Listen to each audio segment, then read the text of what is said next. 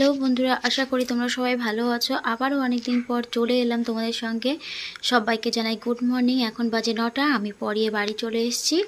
আর এতদিন কেন ভিডিও ছাড়িনি সেটা একটা কারণ আছে, যে আমি এখন টিউশন পড়াই, যার জন্য আমি সময় খুব একটা পাই না।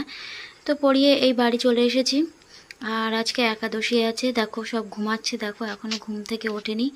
বাবা ছেলে জড়িয়ে জড়িয়ে ঘুমাচ্ছে, যতবার ডাকছি কোনো সারা শব্দ নেই। আর মা ওদিকে পুজো করছে। দেখো 9টা 15 বেজে গেছে। আমার আস্তে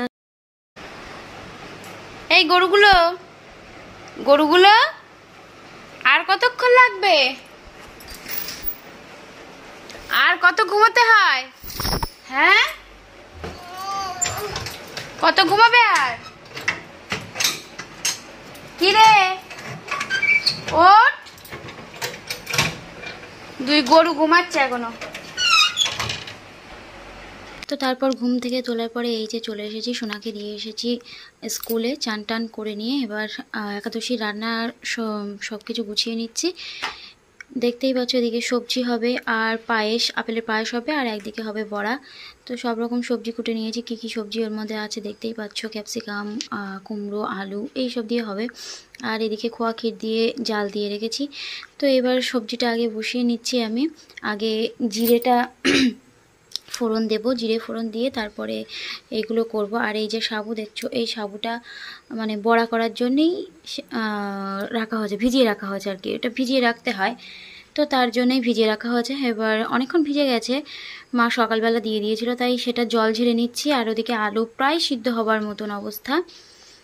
তো এইগুলো জল ঝরতে থাকুক। এটার মধ্যে দিলে কি জলটা বেশ তাড়াতাড়ি ঝরে যায়, তার জন্য এগুলো কেনা। আর এগুলো কিন্তু সবই নিরামিষ পাত্র। এখানে তেলটা এখনও গরম হয়ে ওঠেনি, গরম হলেই জিরেটা ওর মধ্যে দিয়ে দেব।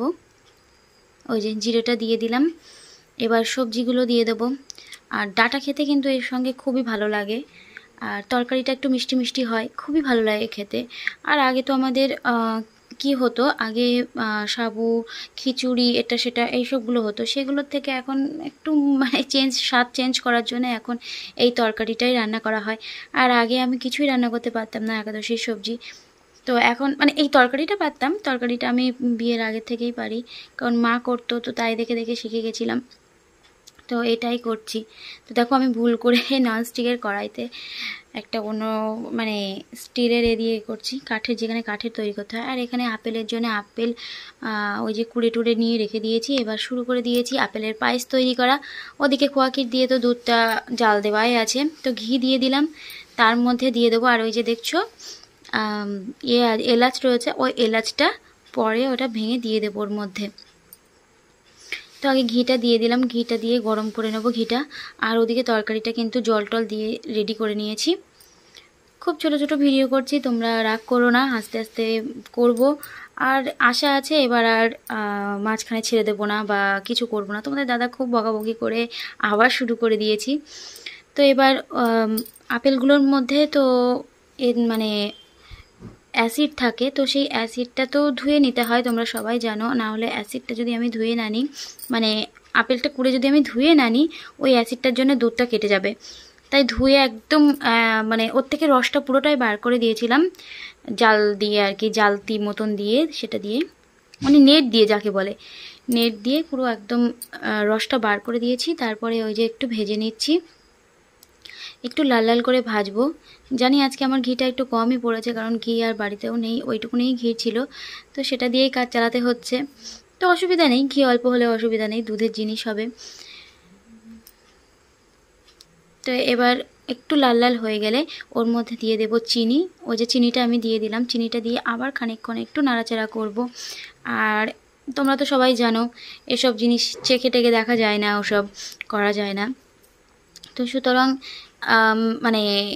স্বাদ না টেস্ট না করে যতটা পারা যায়, যেরকম করে পারা যায় করা যায়। কিন্তু আমি যে কবারই করেছি সে কবারই না টেস্ট করে করলেও ভালোই হয়েছে, খুব খারাপ কখনোই হয়নি। এবার ওটা হয়ে গেছে, হয়ে গেলে এবার এই দুধটা, খোয়া ক্ষীর দেওয়া দুধটা আমি ওর মধ্যে ঢেলে দিচ্ছি। ওই যে ঢেলে দিলাম। দেখো খোয়া ক্ষীরগুলো আজকে খুব একটা ভালো করে আমি করতে পারিনি, মানে ছাড়ি ছাড়ি দিতে পারিনি। সঙ্গে সঙ্গে একটু যদি ঘুরিয়ে ঘুরিয়ে ঘুলিয়ে দিতাম তাহলে মনে হয় ভালো হতো। তো এবার এই যে চিনি আর দিয়ে দেবো সবজির মধ্যে একটু, আর একটু লবণ দিয়ে দেবো। আর এদিকে কি করতে হবে, পায়েসে একটু লবণ দিতে হবে, না হলে টেস্টটা সেই ভালো আসবে না, কেমন যেন খাপছাড়া লাগবে। একটু হালকা লবণ তো দিতেই হয়, সবাই জানো। আর এদিকে তরকারিতে একটু চিনি দিয়ে দেবো, ব্যাস হয়ে যাবে। তরকারি হয়ে যাওয়ার মতনই হয়েছে তরকারিটা। এবার এটা একটু ঘন থকথকে হয়ে আসবে।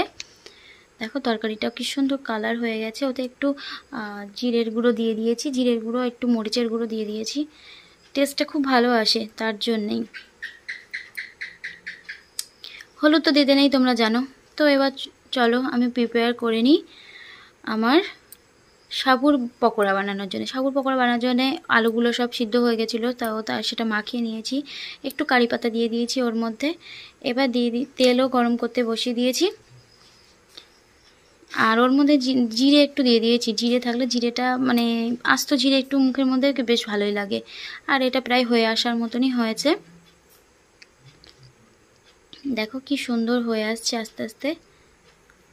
পুরো এক প্যাকেট মানে 500 দুধ ওর মধ্যে দিয়ে দিয়েছি। আর এখানে মা দেখো আবার একটা মানে আলাদা এক্সট্রা হলো, সেটা হচ্ছে বাদাম। অনেক দিন থেকে রয়েছে, বাদামগুলো ভাজা হয় না। আগের সময় মানে আগের এটা একাদশীটায় তোমাদের দাদা করতে পারিনি, ও বাদাম খেতে খুব ভালোবাসে। তো এই যে মাকে বললাম যে মা তুমি বাদামটা করো। বড়াগুলো আমার করা হয়ে গেছে, আমি বৃষ্টি আসছে বলে গেছিলাম বাইরে। এ দেখো তরকারিটা কত সুন্দর হয়ে গেছে তরকারি। এদিকে আছে পায়েস, আর ওদিকে বাদাম ভাজা আর পকোড়া তো দেখতেই পেলে। বাইরে বৃষ্টি শুরু হয়ে গেছে অলরেডি। তো চলো আজকে এখানেই শেষ করছি, দেখাবে পরে ভিডিওতে।